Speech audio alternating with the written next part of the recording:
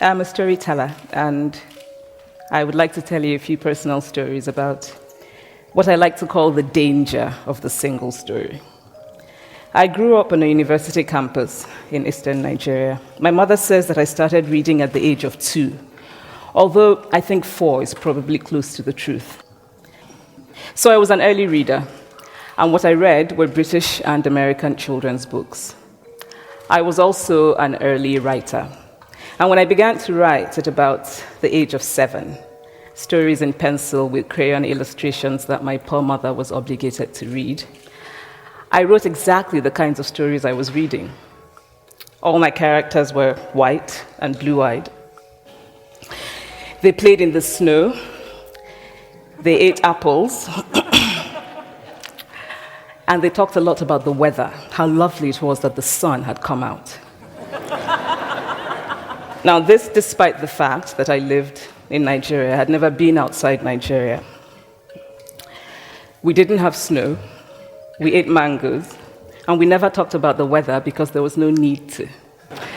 My characters also drank a lot of ginger beer because the characters in the British books I read drank ginger beer. Never mind that I had no idea what ginger beer was. And for many years afterwards, I would have a desperate desire to taste ginger beer. But that is another story. What this demonstrates, I think, is how impressionable and vulnerable we are in the face of a story, particularly as children. I realized that people like me, girls with skin the color of chocolate, whose kinky hair could not form ponytails, could also exist in literature. I started to write about things I recognized.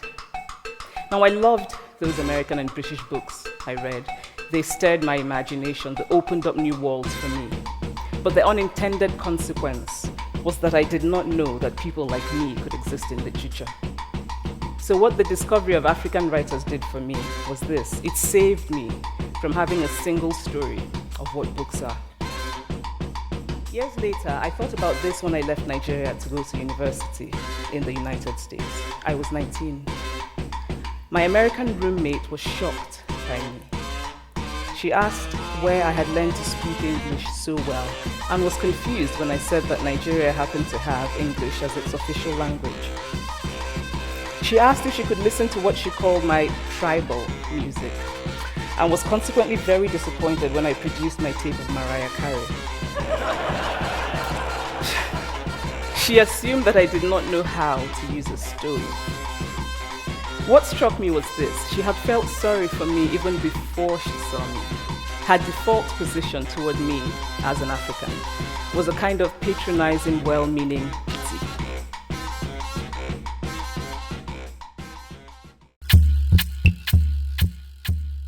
I must say that before I went to the US, I didn't consciously identify as African. But in the US, whenever Africa came up, people turned to me, never mind that I knew nothing about places like Namibia.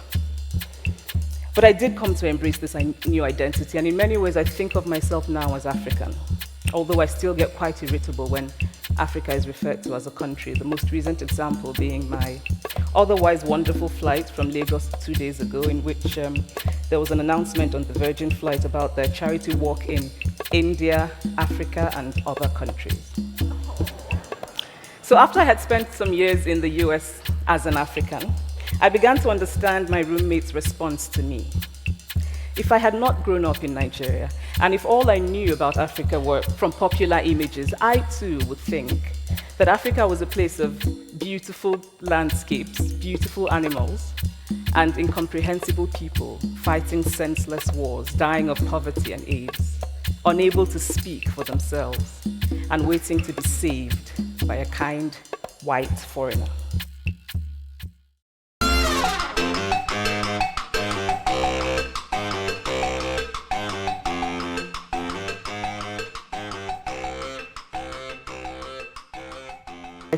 Whenever I think about the power structures of the world, and it is Nkali. It's a noun that loosely translates to be greater than another. Like our economic and political worlds, stories too are defined by the principle of Nkali. How they are told, who tells them, when they are told, how many stories are told, are really dependent on power. Power is the ability not just to tell the story of another person, but to make it the definitive story of that person. The Palestinian poet Mourid Barghouti writes that if you want to dispossess a people, the simplest way to do it is to tell their story and to start with secondly.